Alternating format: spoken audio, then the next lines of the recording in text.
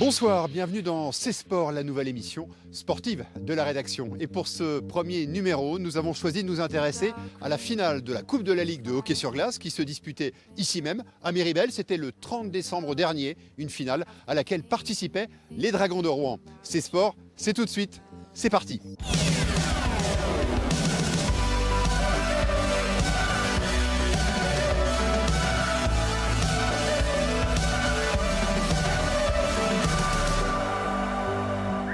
Ce soir, on reviendra aussi sur toute l'actualité sportive de cette semaine. Nous verrons si les handballeuses du HAC, en difficulté en championnat, ont relevé la tête en Coupe de France. Elles recevaient hier soir Toulon. Et puis nous découvrirons un jeune surfeur d'Étretat, bourré de talent. Il a tout juste 15 ans et il incarne la nouvelle vague du surf français.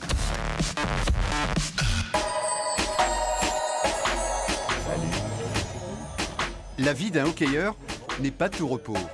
Lundi soir, veille de finale, les Dragons préparent leur pactage pour Méribel.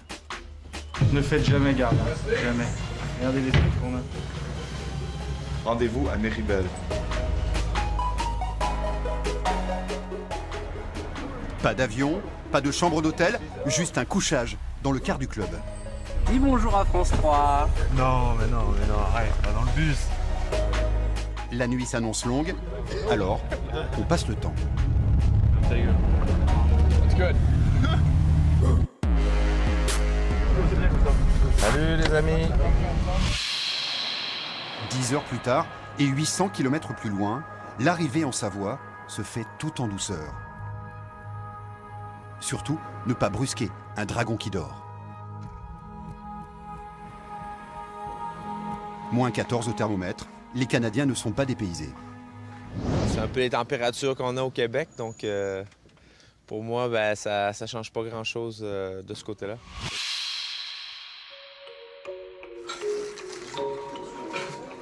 Drôle de façon de préparer une finale, surtout pour un club de ce standing. Mais c'est une décision concertée. On avait une option de partir hier matin, ce qui, moi, personnellement, pour être honnête, c'est l'option que j'aurais choisie. Mais à discuter avec les joueurs, les gars trouvent ça un peu long de passer toute la journée dans le bus. Et le problème, c'est que souvent, il y a des périodes de sieste, je veux pas, parce qu'il n'y a pas grand-chose à faire dans le transport. Et ils arrivent à l'hôtel le soir et ils ont du mal à dormir puisqu'ils ont dormi une partie de l'après-midi. Après ce petit déjeuner, nos hockeyeurs vont maintenant prendre la direction de la patinoire pour un petit entraînement. Mais avant de les retrouver, voyons ce qui a fait l'actualité sportive cette semaine. L'effet Thierry Goudet attendra. Vendredi, les Ciels et Marines ont concédé le match nul 1-1 face à Châteauroux. Une mauvaise opération pour les Havrais, 10e. Et côté coulisses, le HAC, qui devait passer demain devant la DNCG, a finalement obtenu un report de son audition vers la fin janvier.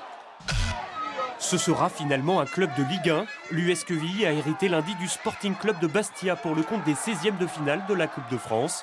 Match au stade Robert Diochon le mardi 20 janvier à 18h30. 3 divisions d'écart qui n'empêchent pas les Canaries de croire à l'exploit, 2 ans et demi après avoir atteint la finale de la compétition. Ils ont prouvé contre Orléans qu'ils étaient capables de se sublimer, de monter leur niveau. On va essayer de monter notre niveau, encore une fois, pour tenir tête à cette équipe. Et puis un match de foot reste un match de foot. C'est la vérité de ce match-là qui fera la différence. Décidément, il fait bon jouer contre Briançon. 4 jours après avoir battu les Diables Rouges en demi-finale de Coupe de France, les Dragons ont remis ça hier soir, cette fois en Ligue Magnus. Victoire sans appel 7-0. Le RHE solide 2e à 2 points de Grenoble. En voilà un qui trace sa route. Le Bois-Guillaumet Pierre Gasly pilotera la saison prochaine en GP2 sous les couleurs de l'écurie sartoise Dams. À bientôt 19 ans, celui qui a terminé l'an passé 2e du championnat de Formule Renault 3.5 évoluera dans l'antichambre de la Formule 1 en espérant un autre Normand, Esteban Ocon, pressenti pour occuper lui aussi un baquet en GP2.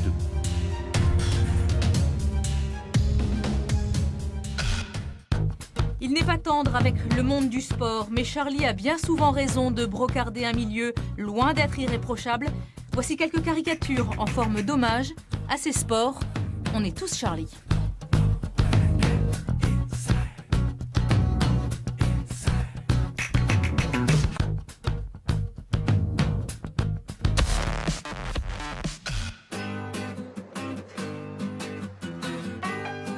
retour avec nos hockeyeurs rouennais.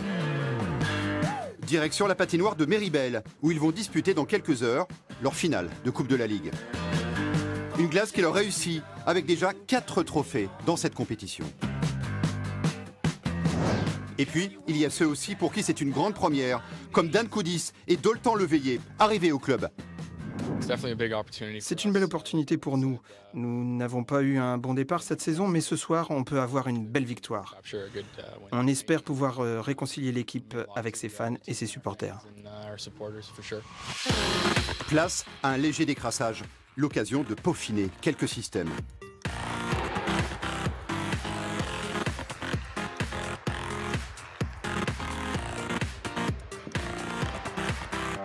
Seule incertitude, l'identité du gardien de but pour cette finale. Aristalo, le coach, a tranché. Ce sera le jeune Nicolas Riopel. Ah ouais, faut que je te... Tous les ans, ça arrive. Il y a un but par année à chaque fois comme ça. Jonathan Janil a déjà gagné 2 fois la Coupe de la Ligue. C'est un défenseur aguerri. À l'entraînement, il fait parler son expérience. Power play. Pipi. On va te mettre à la pointe, Johan. Il y a une vraie envie de bien faire et puis je sens les gars super motivés et voilà, je suis assez confiant pour ce soir.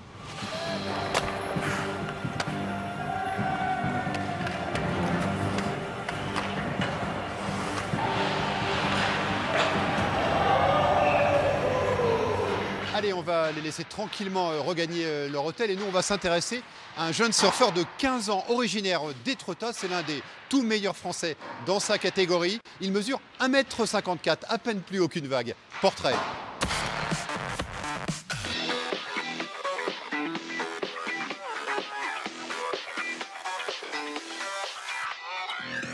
Dompter la houle, maintenir son équilibre sur une planche soumise à la puissance des tourbillons. À 15 ans, Paul Devarieux est un funambule des mers, un jeune premier de la nouvelle vague. Sur Terre, le champion est aussi un lycéen de seconde, mais l'eau éclabousse souvent Paul après les cours. La glisse est un peu quand il veut, même s'il s'enquiert avant chaque session des conditions météo. Aujourd'hui, normalement, on devrait avoir des belles vagues d'1 mètre, 1,20 m, peut-être un peu plus, et avec le vent vraiment bien orienté pour le spot d'Étretat. Paul, c'est une vie au bord de l'eau. Au moins 3 fois par semaine, en solitaire le plus souvent, l'ado d'Étretat parcourt à pied les 300 mètres qui séparent la maison familiale de son terrain de glisse fétiche. Oui, c'est vraiment un spot réputé au niveau français. Après, il faut les conditions pour montrer vraiment quand ça marche vraiment du tonnerre, quoi. Paul et le surf, c'est une histoire vieille de 7 ans. Du haut de son 1,54 m, le garçon aime se mesurer à des vagues souvent plus hautes que lui et ne rechigne pas à avaler dans une eau à 10 degrés des sessions de 4 heures par jour. C'est vraiment une question là, de placement, surtout aujourd'hui, où les vagues arrivent à se décaler en fonction de la taille et du vent. Mais sinon, c'est vraiment une question de rame, c'est-à-dire vraiment par rapport aux épaules où il faut bien ramer, quoi. Le plaisir de la glisse chevillée au corps, Paul alterne surf et stand-up paddle. Et c'est dans cette discipline qu'il est en train de se forger une notoriété naissante. 7e au championnat du monde chez les moins de 16 ans, 3e français dans sa catégorie d'âge. Pas mal pour celui qui a découvert le stand-up paddle il y a 2 ans à peine, au contact de son père. Paul est un enfant de la vague, biberonné à l'eau de mer par son paternel, ancien président du club de voile d'Étretat. C'était sympa ça, tu te rappelles un petit peu Ouais, la Coupe de Normandie. Là. Au gré du vent et des compétitions, père et fils écument les plus belles vagues quand Yves n'a pas le genou en vrac. Alors déjà, Paul est un super passionné, mais pas seulement du paddle, du surf, il aime la mer, quoi. Il adore plonger des falaises, il adore aller à la pêche sur les rochers. Et pour lui, l'eau, c'est énorme, quoi. Ce que j'aimerais faire, enfin, un vrai tube vraiment de l'intérieur, où tu vois vraiment la vague qui te passe devant, c'est vraiment ça, un peu un rêve, quoi, à faire. Un rêve pour un ado soutenu par les plus grandes marques, mais qui cherche avant tout à se faire plaisir. Son horizon, en tout cas, n'a pas fini de s'étendre. Retour à Méribel, où les hockeyeurs rouennais vont pouvoir compter sur le soutien d'une 60aine de supporters. Leur arrivée, dans la station, ne passe pas inaperçue. Maman, on a Méribel. On te fait des bisous. Pour ce déplacement, il aura fallu débourser 75 €. Ceux-là ont dépensé un peu plus avec le forfait de ski. Mais une journée comme celle-là, ça n'a pas de prix. C'est époustouflant. Vraiment, c'est un cadeau pour démarrer 2015, super. Quelle que soit l'issue du match, avec nos amis grenoblois, ça sera fantastique. Nous sommes les Rouennais. Une expérience inoubliable. Benoît s'apprête à vivre sa première finale de Coupe de la Ligue. Il n'est supporter que depuis septembre.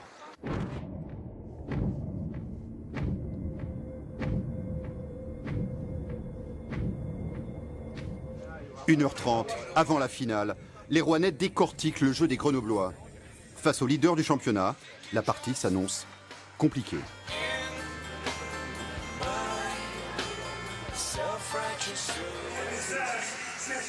Les Brûleurs de Loups ont déjà battu une fois les Dragons cette saison. C'était en championnat. Dans les couloirs, concentration maximum. Et dans les tribunes, le match a déjà commencé.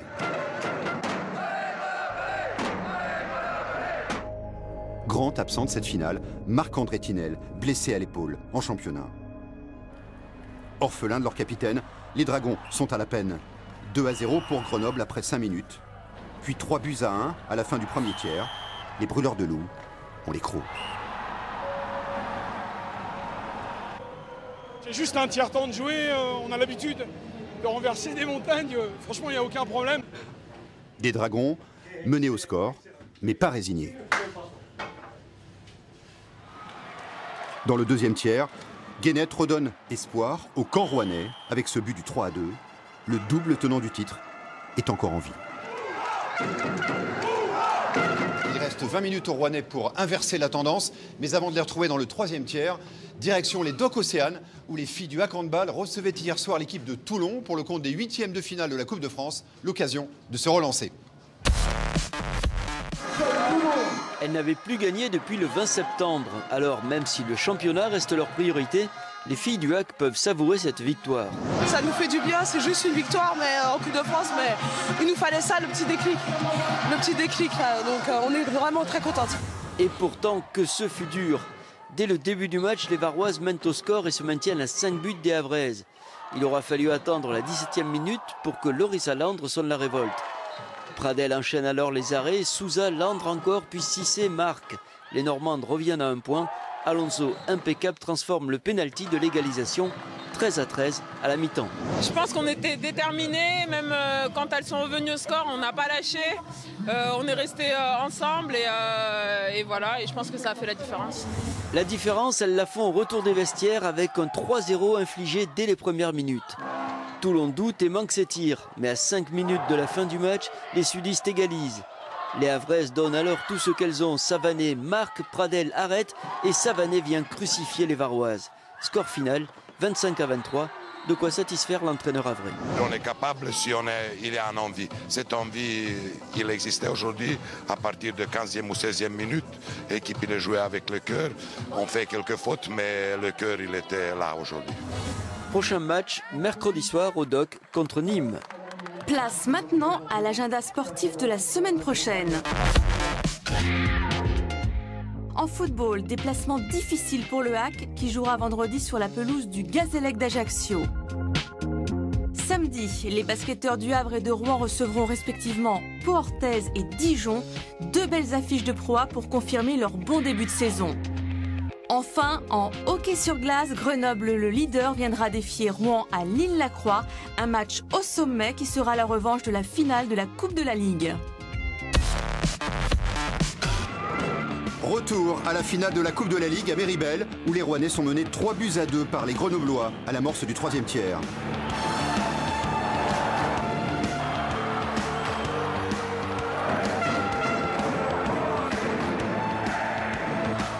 Les Dragons poussent, mais dans sa cage, Zakowski est une muraille infranchissable. Les Brûleurs de Loups peuvent exulter. Ils remportent la 4e Coupe de la Ligue de leur histoire. Les Dragons perdent leur trophée. Leur gardien fait un match vraiment incroyable. Donc c'est décevant, mais je pense que ça fait partie de la game et ce n'est que partie remise pour nous. Cette fois, les Dragons n'ont pas triomphé, mais il leur reste beaucoup d'autres trophées à remporter. C'est la fin de ce C-Sport. Merci de l'avoir suivi et à la semaine prochaine.